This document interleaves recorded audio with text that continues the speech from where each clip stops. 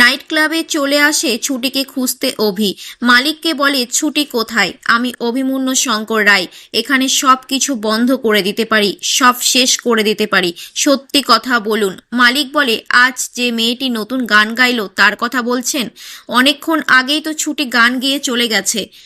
একটা ছেলে বলে ওই মেয়েটাকে কিছু লোক বস্তায় ভরে বাইরে নিয়ে গেছে। তার মানে ছুটির তো অনেক বিপদ এখন। কোথায় খুঁজবো আমি ছুটিকে? ইন্দ্র, তুই সিসিটিভি ফুটেজ চেক কর তো। ছুটিকে কিছু গুন্ডা তুলে নিয়ে গেছে। ঝুমকি বলে আমরা এখানে কেন এসেছি রুমা ম্যাডাম? রুমা ম্যাডামের দাদা বলে একটা বড় প্ল্যান আছে, তোমার মতো মোটা মাথার না। এখানে একটা আইস রুম আছে, ছুটিকে এখানে রেখে তালা লাগিয়ে আমরা চলে যাব।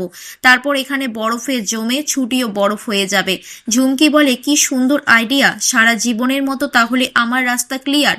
রুমা ম্যাডাম বলে তাহলে ছুটি এখান থেকে একেবারে জমের বাড়ি যাচ্ছ তো? ঝুমকি বলে আমাকে ওই বাড়ি থেকে বের করা, অভিকে বিয়ে করা, এবার সব কিছুর বদলা আমি নেব। এই বরফের মধ্যে এবার তুই জমে মরবি ছুটি।